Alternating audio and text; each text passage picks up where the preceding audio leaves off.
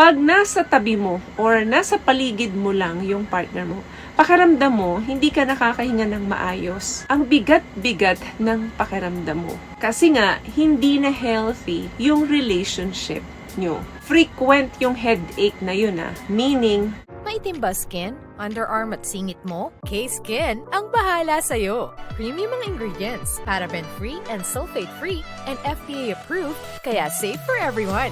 With K-Skin, ibalik ang alindog mo. Huwag nang magpahuli.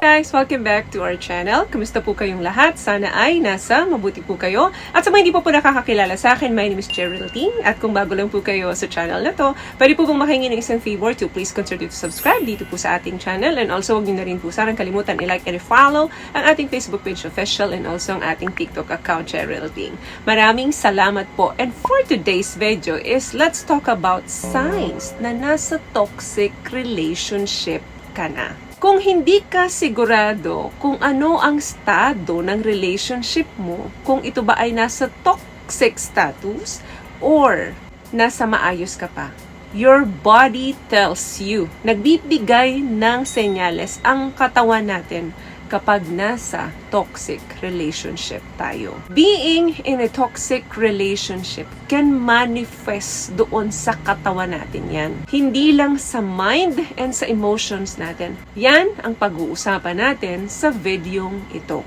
Mga senyales na ipinapakita ng katawan mo na nasa toxic relationship ka na. Number 1, ito yung tipong after mong makipag-argument sa partner mo, pakiramdam mo, magkakasakit ka. Sumasama talaga yung pakiramdam mo after ninyong magkaroon ng discussion. Alam mo kung bakit? Maaring marami kang bagay na hindi naiintindihan ng partner mo at hindi mo rin nabibring up sa partner mo. Naiipon yung tension sa loob ng katawan mo to the point na akala mo magkakasakit ka after ninyong magkaroon ng mga arguments. Ang sign ng healthy discussion, after nyan, masarap yung pakiramdam mo. Para kang nabunutan ng tinik. Pero kapag hindi ganito ang nararamdaman mo, that means nasa toxic relationship ka. Number 2, palaging masakit ang ulo mo. Pag nasa tabi mo or nasa paligid mo lang yung partner mo, pakiramdam mo, hindi ka nakakahinga ng maayos. Ang bigat-bigat ng pakiramdam mo. Kasi nga, hindi na healthy yung relationship nyo. Frequent yung headache na yun meaning madalas mong nararamdaman ito. Pakiramdam mo, meron kang stranger na kasama sa loob ng bahay nyo. At yun, yung partner mo. Kapag nadyan yung partner mo, palagi kang nakakaramdam ng paninikip ng dibdib. Ang trauma sa isang relationship ay hindi lamang nakakaapekto yan sa mental health natin. Even our physical health and well-being, malaki po ang epekto nito.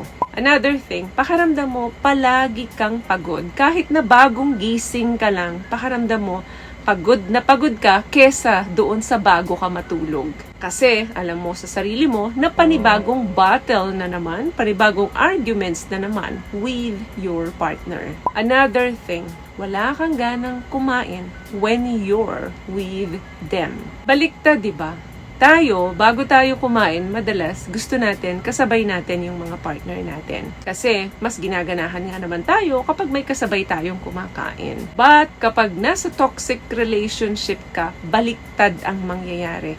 Every time nakasabay mo siyang kumain, nawawalan ka ng gana, nasisira ang appetite mo.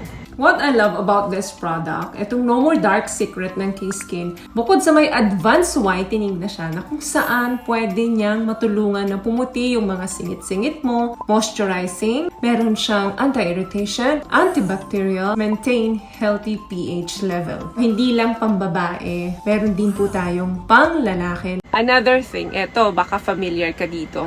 Nag-ring ang phone mo or naka-receive ka ng message, then ang nakita mong pangalan kung kanino nanggaling ang call or text na ito ay doon sa partner mo. Instead maging masaya ka, kumakabog ang dibdib mo every time nakikita mong may call or may text siya sa'yo.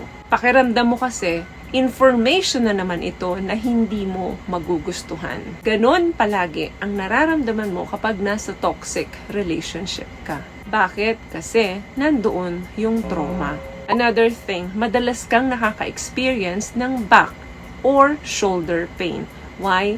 Kasi nga, tensyonado ka palagi. Laging malakas ang kabog ng dibdib mo. Hindi maganda yung environment mo. Minsan, pati ang pananakit ng tiyan, madalas mong nararanasan.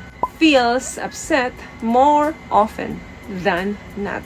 Imagine yung mga senyales na nabanggit natin dito. Madalas mo or frequent mong nararamdaman.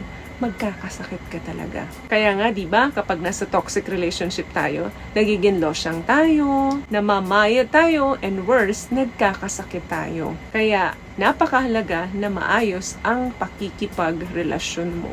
Last one, mapapansin mo, pumapangit ka. Nagkakaroon ka ng mga breakouts, nagkakaroon ka ng mga cold sores kasi nga nagkakaroon ka ng hormonal imbalance. Due to stress, due to tension, and many more, nagiging ganito talaga ang epekto sa'yo. Palagi ka kasing exhausted kahit na yung mga moments ninyo together, hindi ka nakakalma. Kasi alam mong, panandalian lang yun. Mapalalaki ka man or mapababae ka man, hindi ligtas sa mga ganitong senyales kapag nasa toxic relationship sila. So, ilan sa mga senyales na napag-usapan natin ang dinaranas mo ngayon? I-comment mo dyan.